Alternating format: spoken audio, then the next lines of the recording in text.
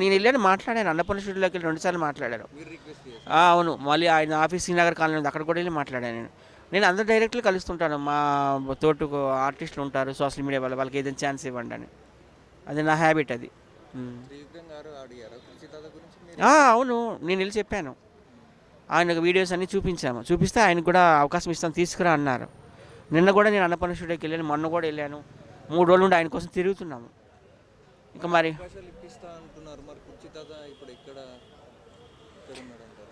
ఆయన ఎక్కడున్నాడో తెలియదండి. ఆయన కోసం మేము గాలిస్తున్నాం, జల్లెడ వేసాము.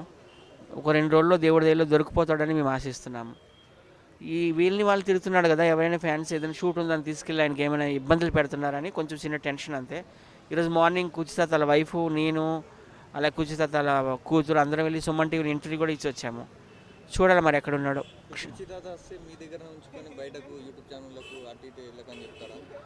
వెళ్ళకని ఎట్లా చెప్తామండి, వెళ్తాడు ఆయన, కానీ కొంచెం జాగ్రత్తలు చెప్తాం. ఇప్పుడు ఇన్ని రోజులు టైం పడుతుంది కదా, చాలా రోజులు, ఇప్పుడు చాలా రోజుల నుంచి కనిపిస్తలేరు అంటారు. మళ్ళీ అలాగే వేరే వాళ్ళు కూడా కోటర్ రాయిపించి మళ్ళీ. నేను ఇంతకుముందు కూడా చెప్పాను, కేసీఆర్ గారికి తిట్టినప్పుడు కూడా చెప్పిన, ఇట్లా క్వార్టర్ ఇచ్చేసి తాగిచ్చేసి నీకు తిట్టిస్తున్నారు, రేపు పొద్దున నీకు ప్రాబ్లం అవుతుంది. ఎందుకంటే అందరికీ అభిమానులు ఉంటారు కదా.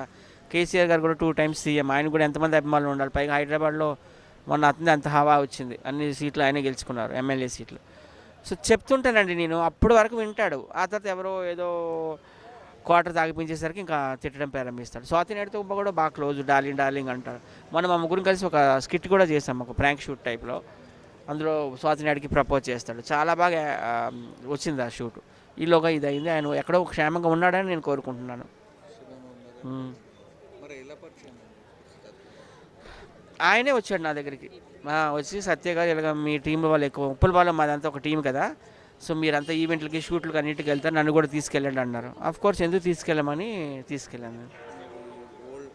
ఆయన మా గల్లీలో ఉంటాడు. ఆయన మా గల్లీలో, ఆయన సెలబ్రేట్ అవ్వకముందు నుంచి కూడా నాకు తెలుసు. మా ఇంటి ముందు నుండి వెళ్తుండేవాడు.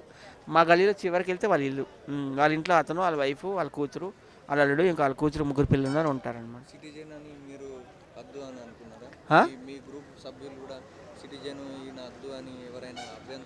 ఏ సిటిజన్? Senior citizen. ఆహా, కళ్ళకి అసలు ఒక కులం ఉండదు, మతం ఉండదు, ఏజ్ ఉండదు, అట్లేం లేదు. మాతో ఆయన చాలా ఇన్స్టా రీల్స్ చేశాడు, మాతో ఇంటర్వ్యూలో కూర్చున్నాడు, మాతో ప్రాంక్ షూట్లు చేశాడు, మాతో స్కిట్లు చేశాడు, అట్లేం లేదు. ఏముంది ఏజ్, ఆయన జస్ట్ 62 కదా, మాలో కలిసిపోయాడు. ఇప్పుడు మీరు కానీ, స్వాతి మేడం కానీ, ఇప్పుడు ఉప్పల్ బాల్ కానీ, ఇప్పుడు కుర్చీ తాతను ఎప్పుడు ఒకే ఫ్రేమ్లో ఎప్పుడు చూడబోతుంది? అవకాశం వస్తే తప్పకుండా చేస్తాం. ఇప్పుడు త్వరలో పెద్ద బాస్ చేస్తారు కదా వీళ్ళు, మొన్న అబీస్ ఎంటర్టైన్మెంట్లో, అది 2 కంటిన్యూ చేస్తారట. సో సెకండ్ సీజన్ అందులో కుచితాతను కూడా పెట్టాలని అనుకుంటున్నాము. సో మా అందరినీ మీరు అందులో చూడొచ్చు. ఉప్పల్ బాలుని, అగ్గిపెట్టి మచ్చాని, నన్ను, స్వాతి నాయుడిని, కతర పాపని, గుంటి నాగరాజుని, కుచితాతని, మా అందరినీ మీరు చూడొచ్చు. ఆవేశ స్టార్ మేమంతా ఉంటాం అందులో. చూస్తున్నారు రియాలిటీ షో యూట్యూబ్లో. ఆల్రెడీ మీకు తెలుసు కదా, భలే బాస్ వచ్చింది, ఫారెస్ట్ బాస్ వచ్చింది, పెద్ద బాస్ వచ్చింది, మ్యాన్సన్ హౌస్, మై హౌస్ వచ్చింది. అలాగే ఇప్పుడు ఇది వస్తుంది. ఆల్రెడీ ఒక 3 ప్రొడ్యూసర్లు వస్తున్నారు మా ఇంటికి, షో చేద్దాము సత్య, ఒక 10 మంది ఆర్టిస్టులు సెట్ చేయి అంటున్నారు. వికారాబాద్ ఎక్కడ ఫారెస్ట్లో హౌస్ తీసుకొని చేద్దామంటున్నారు. ఇప్పుడు ఆ ప్లాన్లో ఉన్నాము. కాకపోతే ఈ క్రిస్మస్, జనవరి 1, సంక్రాంతి ఇవన్నీ ఉన్నాయి కదా మధ్యలో, ఇవన్నీ అయిపోయాక ప్రారంభిద్దామండి. ఇవి ఉంటుండే ఎవరు రారు, కష్టం అని చెప్పారు. మీ కోరిక అయితే నెరవేరుతుంది. మేమంతా కలిసి ఒక రియాలిటీ షోలో రాబోతున్నాం.